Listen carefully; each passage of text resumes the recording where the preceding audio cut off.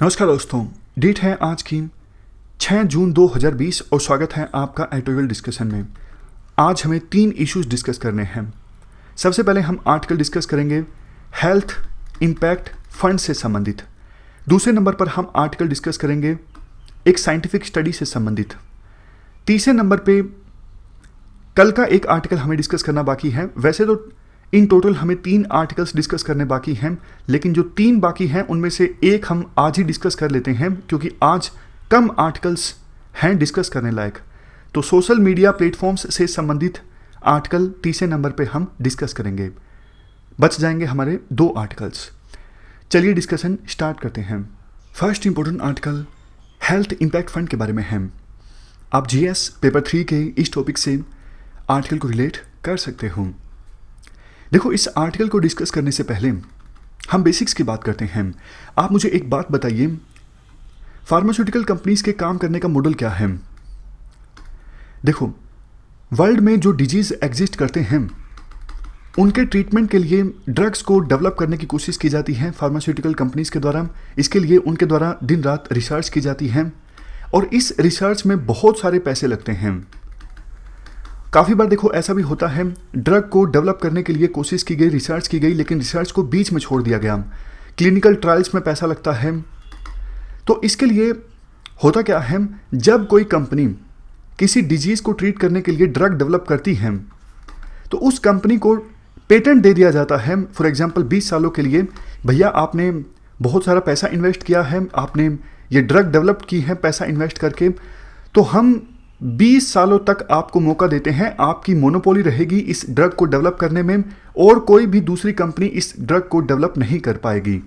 तो वो कंपनी जिसने ड्रग को डेवलप किया है वो देखो अपनी मर्जी के हिसाब से, अपने डिसाइड किए हुए रेट के हिसाब से उस ड्रग को बेच सकती है, ताकि वो कंपनी ड्रग को डेवलप करने में जितना पैसा लगा है उसको वसूल के, या फिर पहले जो रिसर्च फेल हो गई हैं उसका पैसा भी वसूल के, इसके साथ साथ कुछ प्रॉफिट भी हो अच्छा खासा उस ड्रग मैन्युफैक्चरिंग कंपनी को, ताकि फ्यूचर में भी उसके पास इंसेंटिव रहे कि हाँ अब हम और भी ड्रग्स को डेवलप कर सकते हैं।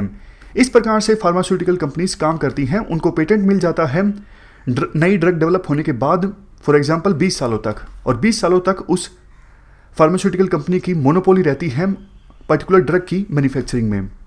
अभी देखो, फार्मास्यूटिकल्स की जो ग्लोबल मार्केट है वो 110 लाख करोड़ की है।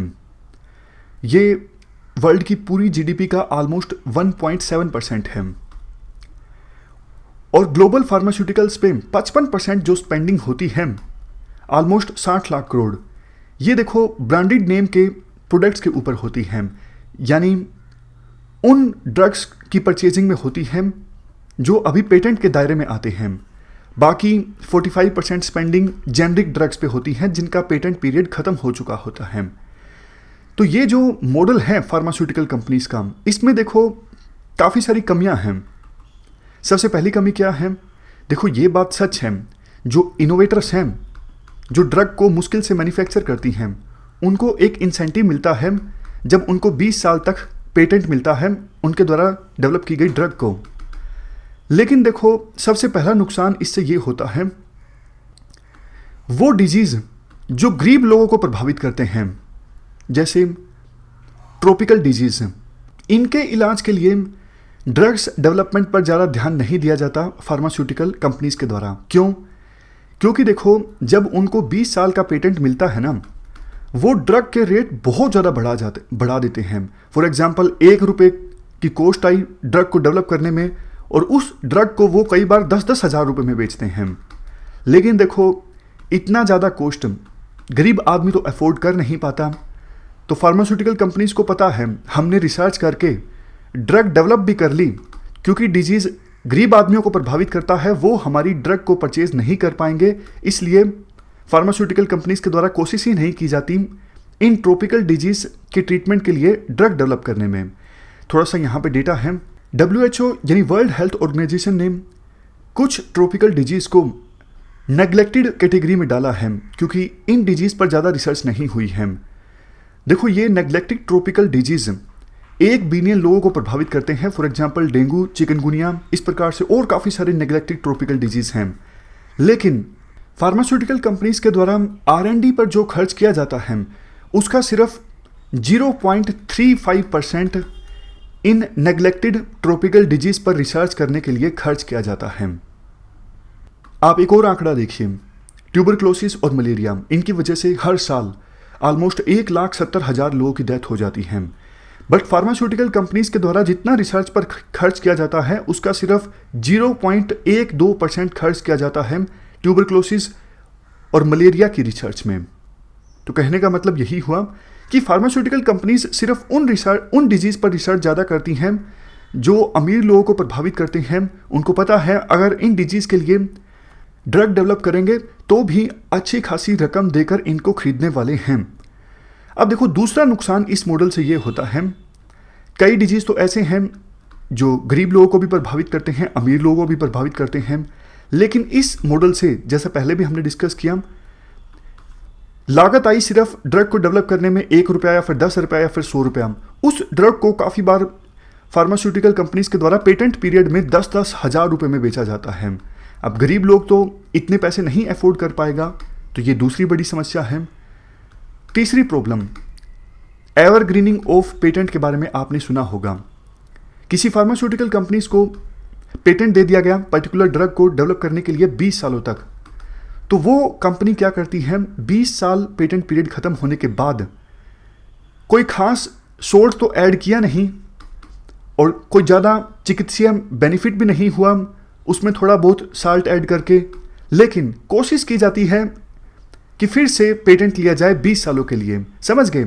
मतलब ऐसे ही कोई छोटा मोटा सोल्ट ऐड कर दिया, कोई खास फ़ायदा भी नहीं हो रहा है कि हाँ अब डिजीज़ और ज़्यादा बेहतर ढंग से ट्रीट होता हो, लेकिन पेटेंट लेने की कोशिश की जाती है ताकि फ़ायदा मिलता रहे जो पेटेंट पीरियड का फार्मास्यूटिकल कंपनीज को मिलता है मोनोपोली की सहायता से। काफ़ी बार ऐसा भी होता है कि फार्मास्यूटिकल कंपनीज ड्रग डेवलप कर लेती हैं लेकिन उस ड्रग की एफिशिएंसी होती ही नहीं पर्टिकुलर डिजीज़ के इलाज के लिए। फॉर एग्जांपल, डेंगू के लिए ड्रग को डेवलप कर लिया किसी ABC कंपनी ने, मान लिया सोल्ट तो जो था बिल्कुल यूनिक कॉम्बिनेशन में है, लेकिन भैया एफिशिएंसी जो है उस ड्रग की वो तो अच्छी नहीं है ना। एफिशिएंसी है सिर्फ 30-40%। आपने पेटेंट भी ले लिया और आप अपने मनमाने दाम वसूल रहे हो ड्रग के लिए, तो इस पर भी काफ़ी बार विवाद रहता है। ये भी एक बड़ा इशू है। तो क्वेश्चन अब ये उठता है कि इन सब समस्याओं का सॉल्यूशन क्या है। राइटर कहते हैं इन सब समस्याओं का सॉल्यूशन एक हो सकता है, हेल्थ इम्पैक्ट फंड इस्टेब्लिश किया जाए। शुरुआती तौर पर यह फंड 20,000 करोड़ का इस्टेब्लिश किया जा सकता है। होगा क्या ये फंड इस्टेब्लिश होने से? होगा, देखो, ये जो ड्रग्स मैन्युफैक्चरिंग कंपनीज हैं उनको बोला जाएगा कि आप जो ड्रग्स आपने डेवलप की हैं वो आप सस्ती बेचिए। जितने आपको मैन्युफैक्चरिंग पर कॉस्ट आ रही है या फिर डिस्ट्रीब्यूशन पर कॉस्ट आ रही है आप उससे भी सस्ता बेचिए, और इसके लिए आपको पैसा मिलेगा इस फंड से जिसकी हमने अभी बात की, हेल्थ इम्पैक्ट फंड। एक साल में 10 से 12 मेडिसिन को आइडेंटिफाई किया जाएगा जिनको फंडिंग मिलेगी, जिनको पैसा मिलेगा इस फंड से। हर एक साल कोई एक नई ड्रग ऐड होगी, एक निकलती जाएगी, और 10 सालों तक इस फंड से पैसा मिलता रहेगा।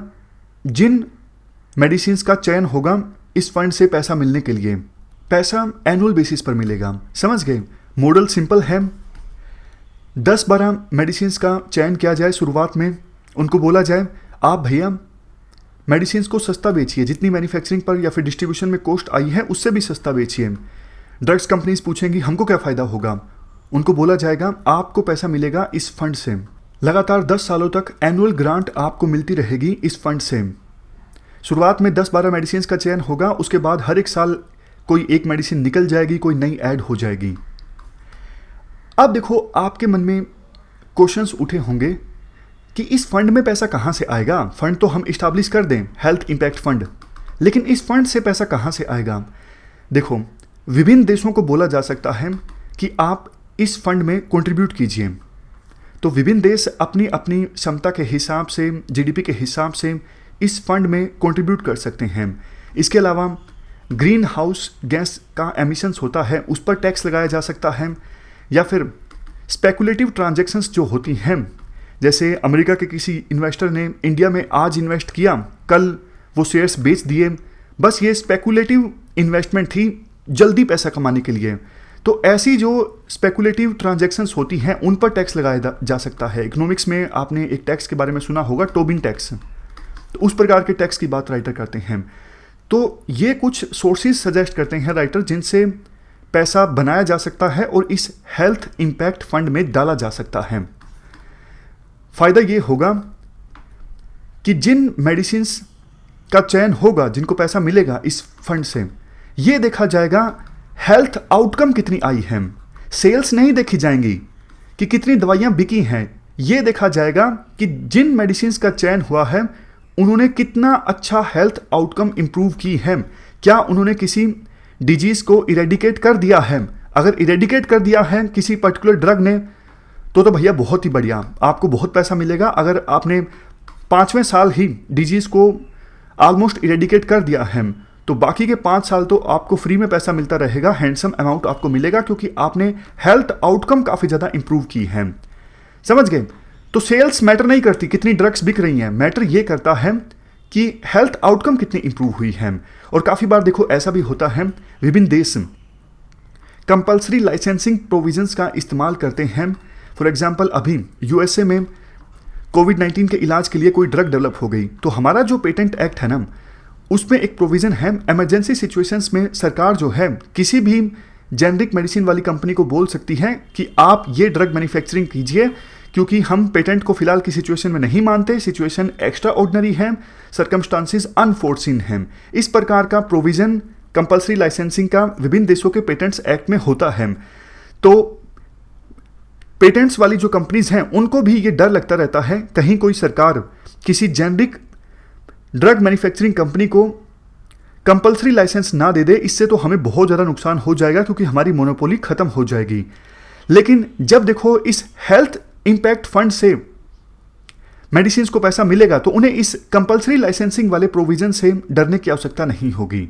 और देखो, चूंकि बात हमने की है हेल्थ आउटकम की, कि हेल्थ आउटकम जितना ज़्यादा अच्छा आएगा उसी फार्मास्यूटिकल कंपनीज को ज़्यादा पैसा मिलेगा इस हेल्थ इम्पैक्ट फंड से।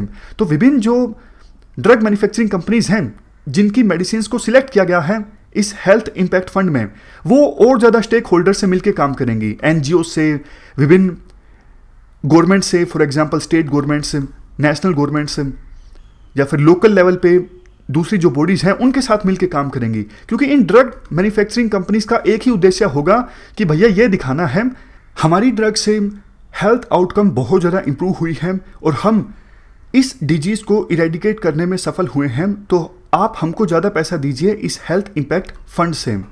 तो कोऑर्डिनेशन भी बेहतर होगा विभिन्न स्टेक होल्डर्स के बीच किसी डिजीज़ को इरेडिकेट करने में। तो ये मॉडल राइटर के द्वारा सामने रखा जाता है हेल्थ इम्पैक्ट फंड का, और उनके द्वारा लास्ट में ये सजेस्ट किया जाता है कोविड-19 की महामारी है, बिल्कुल सही समय है इस प्रकार के हेल्थ इम्पैक्ट फंड को इस्टाब्लिश करने का। चलते हैं आगे। नेक्स्ट आर्टिकल एक साइंटिफिक स्टडी से संबंधित है। आप जीएस पेपर 2 के इस टॉपिक से आर्टिकल को रिलेट कर सकते हो। देखो, पिछले कुछ दिनों में एक ड्रग काफ़ी ज़्यादा फेमस हुई है, हाइड्रोक्सी क्लोरोक्विन। इस ड्रग के बारे में आपने सुना भी होगा। सबसे पहले यूएसए के राष्ट्रपति ट्रंप ने यह दावा किया इस हाइड्रोक्सी क्लोरोक्विन ड्रग का इस्तेमाल किया जा सकता है कोविड-19 की ट्रीटमेंट के लिए।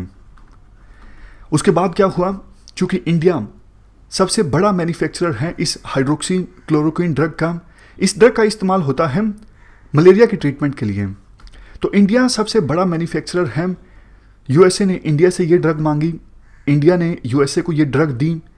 हमने ना सिर्फ यूएसए को बल्कि और भी बहुत सारे देशों को ये ड्रग भेजी। इससे हमारी सॉफ्ट पावर भी काफ़ी ज़्यादा बढ़ी कि एक तरफ चाइना वायरस के मामले में ट्रांसपेरेंसी नहीं बरत रहा है, दूसरी तरफ इंडिया बहुत सारे देशों की हेल्प कर रहा है ये हाइड्रोक्सी क्लोरोक्विन ड्रग देकर। लेकिन देखो हुआ क्या, कुछ दिनों पहले लांसेट एक जर्नल है, काफ़ी बार हमारी एडिटोरियल डिस्कशन में इस लांसेट जर्नल का नाम आता है। इस जर्नल ने एक स्टडी पब्लिश की। स्टडी में ये बताया गया था कि भैया ये जो हाइड्रोक्सी क्लोरोक्विन ड्रग है इससे कोविड-19 के पेशेंट्स को कोई फ़ायदा नहीं होता है, बिल्कुल भी फ़ायदा कोविड-19 के पेशेंट्स को नहीं होता है। लांसेट जर्नल में इस स्टडी के पब्लिश होने के बाद एक और जर्नल है the new England journal of medicine. इस जर्नल में भी एक स्टडी पब्लिश हुई और स्टडी में कुछ तो देखो वही ऑथर्स इन्वॉल्व थे जिन्होंने अपनी ये स्टडी पब्लिश की थी लांसेट जर्नल में, जिसमें कहा गया था कोविड-19 के पेशेंट्स को फ़ायदा नहीं होता है हाइड्रोक्सी क्लोरोक्विन से। तो क्या स्टडी पब्लिश हुई the new England journal of medicine में? इसमें यह पब्लिश हुआ कि बल्कि हाइड्रोक्सी क्लोरोक्विन ड्रग अगर दी जाती है कोविड-19 के पेशेंट्स को तो ज़्यादा कार्डियोवास्कुलर संबंधी दिक्कत आती है, मतलब हार्ट रिलेटेड दिक्कतें ज़्यादा आती हैं उन पेशेंट्स को। अब देखो इसके बाद क्या हुआ, पूरे वर्ल्ड में ये तो पूरी सनसनीखेज न्यूज़ थी। WHO ने एकदम से रोक लगा दिया कि वो सारे ट्रायल्स जो फिलहाल चल रहे हैं जिसमें हाइड्रोक्सी क्लोरोक्विन ड्रग इन्वॉल्व है इसे रोक दिया जाए। लेकिन हमारे देश में ICMR ने यानी Indian council of medical research ने इस ड्रग के इस्तेमाल पर रोक नहीं लगाई। अभी तक आपने इतनी पूरी पिक्चर समझ ली, लेकिन देखो पिक्चर में बदलाव हो जाता है पूरी तरह से जब ये सामने आता है कि लांसेट की ये स्टडी फर्जी है और जो ये न्यू इंग्लैंड वाला जर्नल है इसकी भी स्टडी फर्जी है। इन्होंने अब अपने ये जो आर्टिकल्स थे दोनों इनको वापस ले लिया है। हुआ क्या, इन जर्नल्स में देखो पीयर रिव्यू होता है, मतलब कोई स्टडी पब्लिश हुई तो दूसरे साइंटिस्ट डेटा मांगते हैं, रिव्यू करते हैं उस स्टडी को कि भैया आप बताइए इस आर्टिकल को पब्लिश करने के लिए या फिर स्टडी को पब्लिश करने के लिए जिस डेटा का इस्तेमाल आपने किया वो डेटा आप हमारे सामने रखिए। तो लांसेट जर्नल वाले जो स्टडी के ऑथर्स थे उन्होंने कहा हमने सर्जिस्फीयर, ये एक कंपनी है, इससे हमने डेटा लिया है। तो पीयर रिव्यू वाले साइंटिस्ट ने इस सर्जिस्फीयर को बोला कि हाँ भाई डाटा दो ना। इन्होंने कहा कि हम डेटा नहीं दे सकते, ये कॉन्फिडेंशियल है। क्या मजाक है ये, कोविड-19 की महामारी चल रही है, इतना सीरियस इशू है, आप डेटा ही नहीं दे रहे हो। तो वहीं से सवाल उठने स्टार्ट हो गए कि कुछ ना कुछ गड़बड़ी तो जरूर है। बाद में देखो धीरे धीरे खबरें सामने आई कि सर्जिस्फीयर में तो 4-5 लोग काम करते हैं और इन्होंने जो डेटा दिया है वो डेटा इतना भारी भरकम है कि इन 4-5 लोगों के द्वारा तो प्रोसेस करना मुमकिन ही नहीं है। ऑस्ट्रेलिया से संबंधित कुछ डेटा सामने आया, डेटा में बहुत ज़्यादा गड़बड़ी थी। तो मतलब साफ हो गया कि ये पूरी जो स्टडी पब्लिश हुई थी जर्नल लांसेट जर्नल में और न्यू इंग्लैंड वाले जर्नल में ये फर्जी थी। इनके ऑथर्स ने हम्बली माफ़ी मांग ली कि भैया हमसे गलती हुई है, हमने सर्जिस्फीयर के डेटा पर रिलाई किया और हम माफ़ी मांगते हैं। इन जर्नल्स ने भी अपनी स्टडी वापस ले ली। लास्ट में देखो इस आर्टिकल में एक बात बोली जाती है कि ये एज्यूम करना जो साइंटिफिक प्रोसेसेस हैं वो influence of power, privilege, finance, politics in सब से अलग हैं, तो ये एज्यूम करना गलत है। क्या मतलब है इस लाइन का? देखो इस लाइन का मतलब वैसे एग्ज़ाम के लिए इम्पोर्टेंट नहीं है, लेकिन समझने के लिए आपको बता देता हूँ। लांसेट जो जर्नल है ना ये बहुत ही प्रतिष्ठित जर्नल है, 1823 में इस्टाब्लिश हुआ था, 200 साल पुराना ये जर्नल है। लेकिन पिछले कुछ सालों के लांसेट जर्नल के एडिटोरियल्स पर आप नज़र डालोगे तो आइडियोलॉजी जो है काफ़ी ज़्यादा लेफ्ट ओरिएंटेड है। जैसे कश्मीर में स्पेशल स्टेटस को रिवोक किया गया था तो लांसेट जर्नल ने इस पर आर्टिकल पब्लिश किया था। हमारी मेडिकल एसोसिएशन ने इसका विरोध किया था कि भैया आप मेडिसिन से संबंधित जर्नल हो, आपका पॉलिटिक्स में क्या लेना देना, आप इस प्रकार का आर्टिकल कैसे लिख सकते हो कश्मीर के ऊपर। तो मतलब पॉलिटिक्स के ऊपर भी काफ़ी कुछ डायरेक्टली इनडायरेक्टली लांसेट लिख रहा है और ज़्यादातर लेफ्ट ओरिएंटेड। अब हुआ क्या, हाइड्रोक्सी क्लोरोक्विन ड्रग, इसका सबसे बड़े जो सपोर्टर हैं वो कौन हैं? सबसे बड़े सपोर्टर हैं ट्रंप। ट्रंप बार बार बोलते हैं ये ड्रग इस्तेमाल की जा सकती है।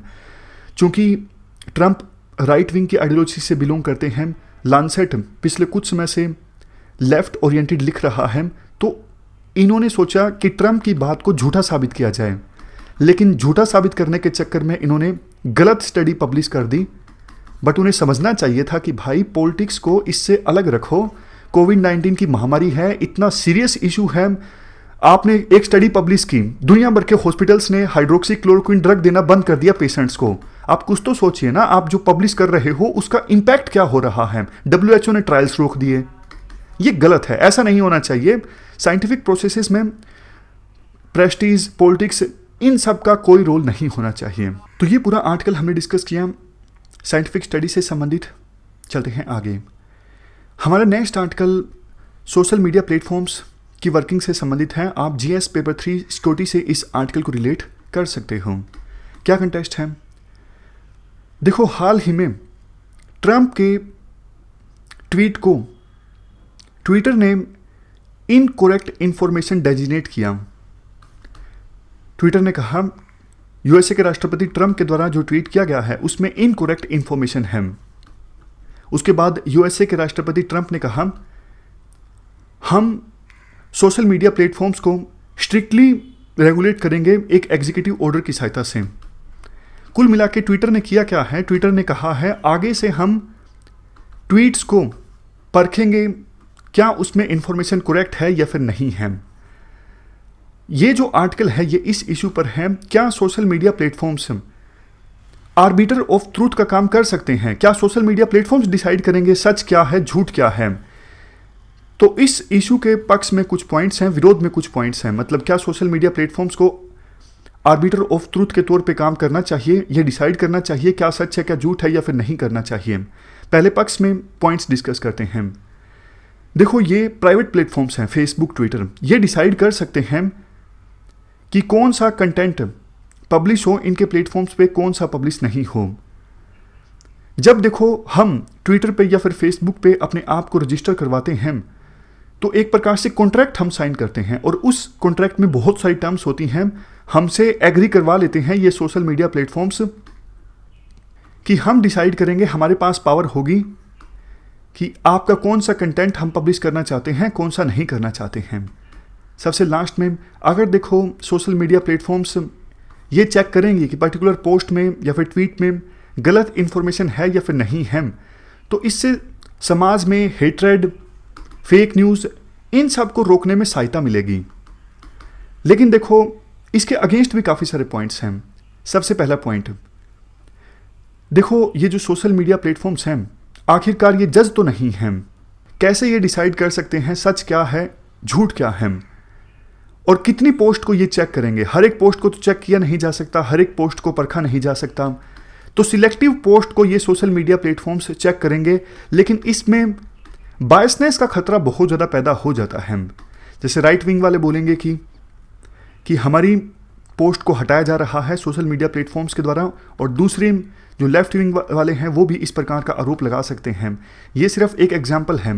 मतलब किसी देश के लोग आरोप लगा सकते हैं और किसी भी आइडेंटिटी के लोग इस प्रकार का आरोप लगा सकते हैं कि सोशल मीडिया प्लेटफॉर्म्स हमारे साथ पक्षपाती हैं, हमारी पोस्ट को हटाया जा रहा है। नेक्स्ट, देखो ये सोशल मीडिया प्लेटफॉर्म्स कैसे काम करती हैं, इनकी वर्किंग में ट्रांसपेरेंसी बहुत कम है।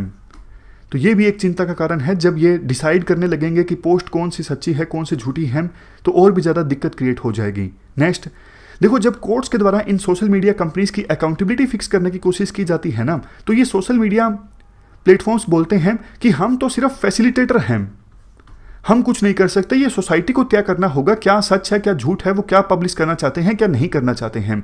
भैया पहले तो आप बोला करते थे आप सिर्फ फैसिलिटेटर हो, तो फिर आप आज ऐसा क्यों बोल रहे हो कि हम ये डिसाइड करेंगे कि कौन सी पोस्ट सच्ची है कौन सी झूठी है? आप तो सिर्फ फैसिलिटेटर हो ना, आपका काम ही नहीं है ये तय करना कि कौन सी पोस्ट जो है ऑथेंटिक है कौन सी फेक है। सबसे लास्ट में ये देखो freedom of speech and expression के भी अगेंस्ट है। ट्विटर ने हालांकि ऐसा बोला है, फेसबुक ने ऐसा करने से इनकार कर दिया है। फेसबुक ने कहा है हम आर्बिटर ऑफ ट्रूथ नहीं है, ये हमारा काम नहीं है पता लगाना क्या सच है क्या झूठ है। लास्ट में कंक्लूजन में 2 लाइनें बोली जाती हैं। इन कंपनीज को और ज़्यादा ट्रांसपेरेंसी लाने की आवश्यकता है। काफ़ी बार ये ऐसी पोस्ट को हटा देते हैं जिनको नहीं हटाना चाहिए। अगर इन कंपनीज के पास एक प्रॉपर ग्रीवेंस रेड्रेसल मैकेनिज्म है तो हालांकि ये सोच भी सकते हैं कि हाँ हम फेक न्यूज़ को हटाएंगे, लेकिन आपके पास एक प्रॉपर ग्रीवेंस रेड्रेसल मैकेनिज्म ही नहीं है, तो आपने सही पोस्ट को हटा दिया तो उस चीज़ को आप कैसे एड्रेस करोगे ना। ये भी एक कंसर्न है। तो ये हमने आर्टिकल डिस्कस किया सोशल मीडिया प्लेटफॉर्म्स से संबंधित। हमारी आज की इस डिस्कशन में इतना ही है। आज हमने 3 इश्यूज़ को डिस्कस किया। सबसे पहले हमने फार्मास्यूटिकल कंपनीज के मॉडल को डिस्कस किया। एक हेल्थ इम्पैक्ट फंड इस्टेब्लिश किया जाना चाहिए। दूसरे नंबर पे हमने साइंटिफिक स्टडी की बात की। तीसरे नंबर पे social media platforms as a arbiter of truth. Thank you very much for discussion.